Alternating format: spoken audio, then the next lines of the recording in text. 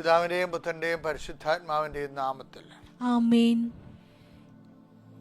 ഫെബ്രുവരി December 11 ബുധനാഴ്ച എല്ലാവരെയും കർത്താവിൻ്റെ ഹൃദയത്തിലേക്ക്,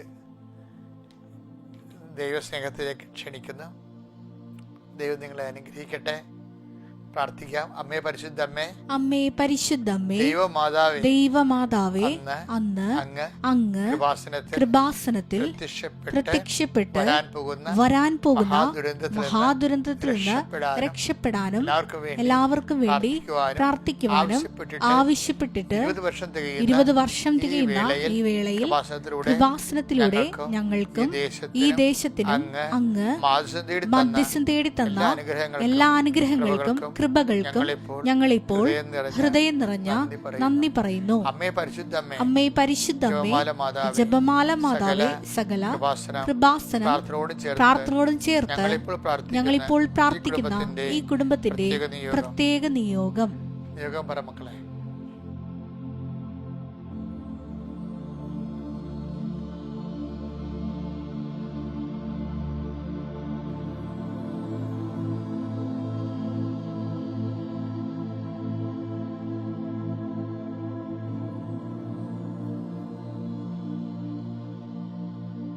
പ്രാർത്ഥിക്കാം.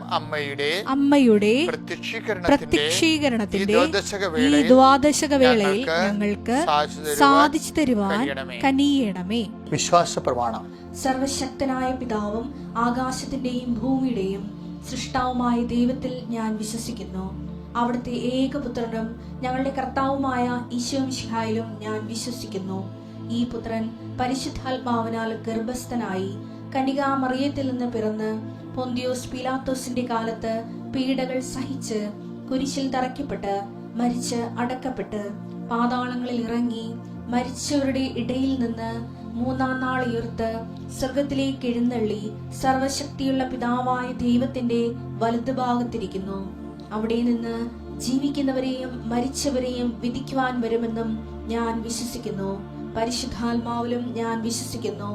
വിശുദ്ധ കത്തോലിക്കാ സഭയിലും പുണ്യവാന്മാരുടെ ഐക്യത്തിലും പാപങ്ങളുടെ മോചനത്തിലും ശരീരത്തിന്റെ ഉയർപ്പിലും നിത്യമായ ജീവിതത്തിലും ഞാൻ വിശ്വസിക്കുന്നു. ആമേൻ. സുഖസ്ഥനായ ഞങ്ങളുടെ പിതാവേ, അങ്ങയുടെ നാമം പൂജിതമാകണമേ. അങ്ങയുടെ രാജ്യം വരണമേ. അങ്ങയുടെ തിരുമനസ് സ്വർഗത്തിലെ പോലെ ഭൂമിയിലും ആകണമേ. അന്നു വേണ്ടുന്ന ആഹാരം ഇന്ന് ഞങ്ങൾക്ക് തരണമേ. ഞങ്ങളോട് തെറ്റ് ചെയ്യുന്നവരോട് ഞങ്ങൾ ക്ഷമിക്കുന്നത് പോലെ ഞങ്ങളുടെ തെറ്റുകൾ ഞങ്ങളോടും ക്ഷമിക്കണമേ. ഞങ്ങളെ പ്രലോഭനത്തിൽ ഉൾപ്പെടുത്തരുതേ, തിന്മയിൽ ഞങ്ങൾ രക്ഷിക്കണമേ. ആമേൻ. നന്മ നിറഞ്ഞ മറിയമേ, സ്വസ്തി. കർത്താവ് അങ്ങയുടെ കൂടെ സ്ത്രീകളിൽ അങ്ങ് അനുഗ്രഹിക്കപ്പെട്ടവളാകുന്നു. അങ്ങയുടെ ഉദരത്തിൻ ഫലമായി ഈശോ അനുഗ്രഹിക്കപ്പെട്ടവനാകുന്നു. പരിശുദ്ധ മറിയമേ, തമ്പുരാന്റെ അമ്മേ, പാപികളായ ഞങ്ങൾക്ക് വേണ്ടി ഇപ്പോഴും ഞങ്ങളുടെ മരണസമയത്തും തമ്പുരാനോട് അപേക്ഷിക്കണമേ. ആമേൻ. ഇതിന് 3 ഭാഗങ്ങളാണ് ഉള്ളത്, നിങ്ങൾക്കറിയാമല്ലോ അല്ലേ?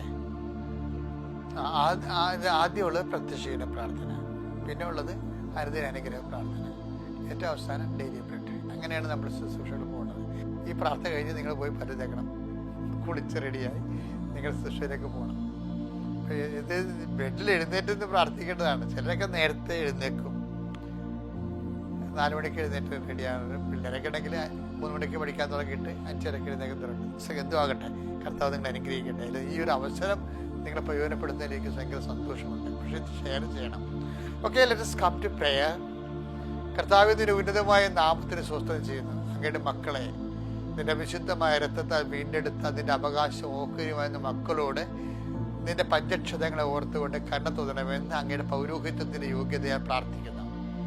കർത്താവിന്റെ കരുണ നിന്നെ ആവശ്യിക്കട്ടെ. ഈശോ, നിന്റെ മുൾക്കിടന്ന് ഒഴുകുന്ന വിശുദ്ധമായ രക്തത്തെ ഞങ്ങൾ ധ്യാനിക്കുകയും കുമ്പിട്ട് ആരാധിക്കുകയും ചെയ്യുന്നു. ആ വിശുദ്ധമായ രക്തം രോഗികളുടെ മേലിപ്പോൾ വീഴ്ത്തണമെന്ന് പ്രാർത്ഥിക്കുന്നു. നിന്റെ ആത്മീയമായ രക്തം അങ്ങയുടെ മക്കളിലേക്ക് വീഴട്ടെ കർത്താവേ. മാരക രോഗങ്ങൾ, തീരാവേദികൾ യേശുക്രിസ്തു നാമത്തിൽ. ശരീരം വേദന കൊണ്ട് ജീവിക്കുന്നവരുണ്ട്, ഉറക്കമില്ലാത്തവരുണ്ട്, ശരീരത്തിന് വേദന കൊണ്ട് ജോലിക്ക് പോകാൻ പറ്റാത്തവരുണ്ട്, എപ്പോഴും മനസ്സ് സമാധാനം ഇല്ലാത്തവരുണ്ട്. ഭക്ഷണം കഴിച്ചാൽ പോലും സന്തോഷമില്ല, കാര്യം ശരീരത്തിന് വേദനയാണ്. അങ്ങനെയുള്ളവരെ കർത്താവെ കൈവിട്ട് കളയരുത്. അവരെ തുടരണം കർത്താവേ. ആകപ്പാടെ മനുഷ്യ ഒരു ജീവിതമുള്ള കർത്താവെ. ആ ജീവിതത്തിൽ അവൻ ആവശ്യമില്ലാതെ വേദന അനുഭവിക്കാൻ നീ അനുവദിക്കരുത്. അവരെ നീ സ്പർശിക്കണം. അവിടെ രോഗികൾ, ബൈസ്റ്റാൻഡേഴ്സ്, സന്ധിക്കുന്നവർ കർത്താവെ, ഓരോരുത്തരെ സഹായിക്കുന്നവരുടെ കർത്താവെ. ചില ആൾക്കാർ തന്നെ നിലനിന്ന് പോണത്, ഇപ്പം ഭർത്താവ് മരിച്ച പെങ്ങള് അവളുടെ ഭർത്താവ് മരിച്ചെങ്കിൽ അമ്മാവന്മാരെ നോക്കും, അല്ലെങ്കിൽ വലിയമ്മമാർ നോക്കും. അങ്ങനെ ഓരോരുത്തർ നോക്കുന്നവരുണ്ട്. ചില കുഞ്ഞുങ്ങളെ തന്നെ വളർത്തിക്കൊണ്ട് വന്നിരിക്കുന്നത് അവരുടെ നിലനിൽപ്പ് പോയ കാലത്ത് അപ്പൻ്റെയും സഹോദരന്മാരെ വളർത്തിയിരിക്കുന്നത്. കർത്താവ്, ഞങ്ങളെ വളർത്തിയിട്ടുള്ള ആരെങ്കിലും ഉണ്ടെങ്കിൽ അവരെ സന്ധിക്കണം. ഞങ്ങൾക്ക് ആവശ്യമായ സഹായം പണ്ട് തന്നിട്ടുള്ളവരുണ്ടെങ്കിൽ അവരെ നീ സംരക്ഷിക്കണം. അവരെ ഞങ്ങൾ ഓർക്കുന്ന കർത്താവ്, നിന്റെ നാമത്തിൽ ഓർക്കുന്ന കർത്താവ്. എൻ്റെ കർത്താവിൻ്റെ വലിയ ശക്തി മക്കളിലേക്ക് ആവശ്യിക്കട്ടെ. ഈശോയെ, പൊളിഞ്ഞുപോയ കടകമ്പോളങ്ങളെ കർത്താവ്, ജീവിതമാർഗ്ഗങ്ങൾ മുട്ടിപ്പോയവർ, ആ കർത്താവ് വഴി മാറിപ്പോയതിൻ്റെ പേര്, റോഡ് മാറിപ്പോയതിൻ്റെ പേരിൽ അവരുടെ കച്ചവടങ്ങളൊന്നും ഇല്ലാതെ ഇരിക്കുന്നവർ, വഴിമുട്ടിയ ആൾക്കാരുണ്ട് ഈശോയെ. അതുപോലെ തന്നെ പ്രത്യേകമായ സാഹചര്യത്തിൽ പ്രളയങ്ങൾ വന്നപ്പോൾ അതിൻ്റെ കൂടെ തന്നെ പല പല കച്ചവടങ്ങളും പല പല ബിസിനസ്സുകളും മാന്യം ഭവിച്ചവരുണ്ട് ഈശോയെ. ഓരോരോ തരത്തിലെ പ്രകൃതി ദുരന്തങ്ങൾ കാരണം കർത്താവ് പല വിഷയങ്ങൾ കൊണ്ട് ജോലി ചെയ്യാൻ പറ്റാത്ത സാഹചര്യം ഉണ്ടായിരുന്നു.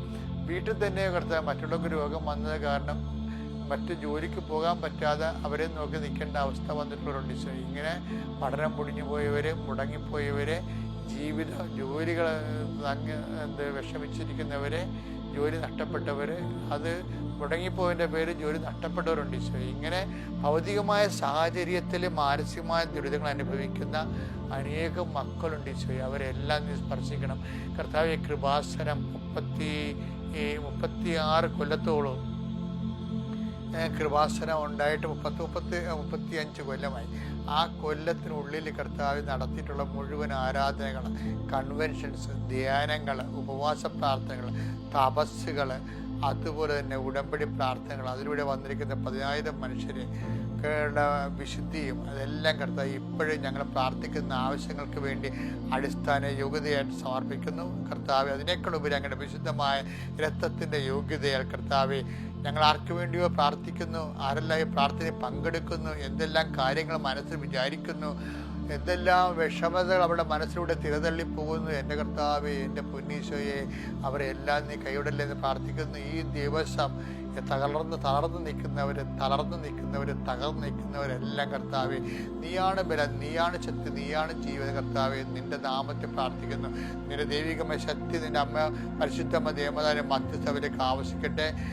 ഓരോ വീടിനെക്കുറിച്ച് വേഗലപ്പെടുന്നവർ, മക്കളെക്കുറിച്ച് വേഗലപ്പെടുന്നവർ, ജോലിയില്ലാത്തതിനെക്കുറിച്ച് വേഗലപ്പെടുന്നവർ, പലതരത്തിലുള്ള കേസ് കൊടുക്കുമോ, കേസാകുമോ, കേസ് തോക്കുമോ, അകത്ത് പോകുമോ എന്നൊക്കെ ഓർത്ത് വിഷമിക്കുന്നവർ, ജയിലിൽ കിടക്കുന്നവരൊക്കെ ഓർത്ത് വേദനിക്കുന്നവർ എല്ലാവരെയും കർത്താവേ നിന്റെ നാമത്തിൽ പ്രാർത്ഥിക്കുന്നു. ഈശോയെ, കഴുത്ത് കുറുകിപ്പോയൊരു കുഞ്ഞിനെ കാണിക്കുന്നുണ്ട്.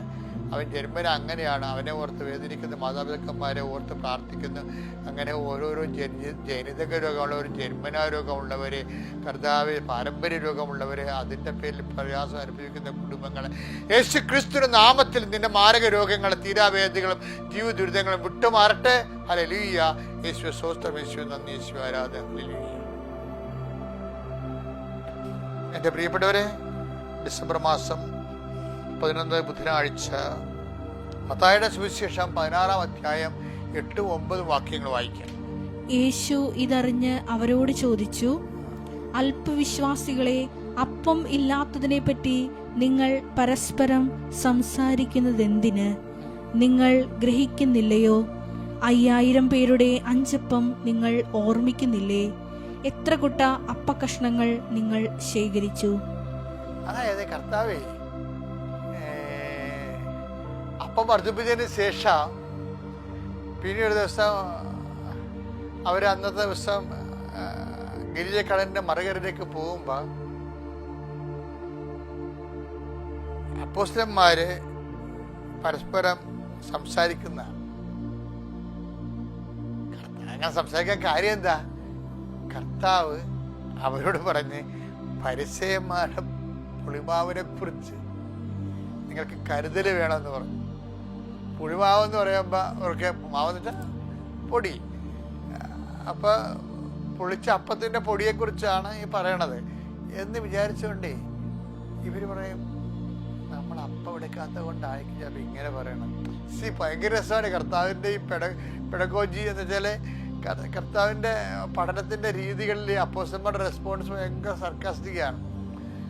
അപ്പോൾ ഈശോ പരിസയുടെ വേജപ്രബോധനത്തെ കുറിച്ചാണ് പറയണത്. ഇവർക്ക് മനസ്സിലായില്ലേ, ഇവർ അപ്പം എടുക്കാതെ ഇവർ തമ്മിൽ തർക്കിക്കുകയാണ്. കണ്ട, ഞാൻ പറഞ്ഞതല്ലേ അപ്പം എടുക്കണമെന്ന് പറഞ്ഞതല്ലേ, അപ്പം വർദ്ധിപ്പിച്ച് എന്തുമാത്രം അപ്പം ഉണ്ടായതാണ് എടുക്കാത്ത. അപ്പം നമുക്ക് വേണ്ടി അപ്പം എടുക്കേണ്ടതല്ലേ, ഞാൻ നിന്നോട് നീ എടുക്കുമെന്ന് ഞാൻ വിചാരിച്ച ഇവർ ചുമ്മാ ഈ അപ്പത്തിൻ്റെ കാര്യം പറഞ്ഞിരിക്കുകയാണ്. അപ്പോൾ ഈശോ പറഞ്ഞു, what nonsense you are talking. കർത്താവ് ചിരിച്ച് കാണും, പക്ഷെ കർത്താവ് ചിരിച്ചൊന്നും ബൈബിളിൽ എഴുതിയിട്ടില്ല. ചിരിക്കാനുള്ള വകുപ്പോടുണ്ട്. എന്താ കാര്യം വെച്ച് കഴിഞ്ഞാൽ കർത്താവ് പറഞ്ഞത് എന്ത്, കർത്താവ് മോരെന്ന് പറഞ്ഞു, ഇവർ മുതിരെന്ന് കേട്ട അവസ്ഥയാണ് ഇപ്പോൾ ഉള്ളത്. അപ്പോൾ അതുപോലെ വന്നിരിക്കുന്ന കൺഫ്യൂഷൻ പറഞ്ഞു, മക്കളെ നിങ്ങൾ എന്താണ് ഇങ്ങനെ അപ്പത്തിൻ്റെ കാര്യം പറഞ്ഞു, ഇപ്പം നിങ്ങൾ അപ്പം എടുത്തിട്ടില്ലെന്ന് വിചാരിച്ചു, ഞാനായിട്ട് ഇപ്പോഴേക്കിടെ കൂടാ, അപ്പൊ എനിക്കെന്തെങ്കിലും ഒരു പരിഹാരം ചെയ്യാൻ കഴിയുമല്ലോ. അത് നിങ്ങൾത്തെ വിശ്വസിക്കാത്തത്, ഈ ഇന്നത്തെ കാലത്ത് വിശ്വസിക്കാനാണ് നിങ്ങളെ. അല്ലെങ്കിൽ തന്നെ കഴിഞ്ഞ കാലങ്ങൾ ഓർക്കണ്ടേ? കഴിഞ്ഞ കാലങ്ങളിൽ 5000 പേരുടെ 5 അപ്പത്തെക്കുറിച്ച് ഓർക്കണില്ലേ?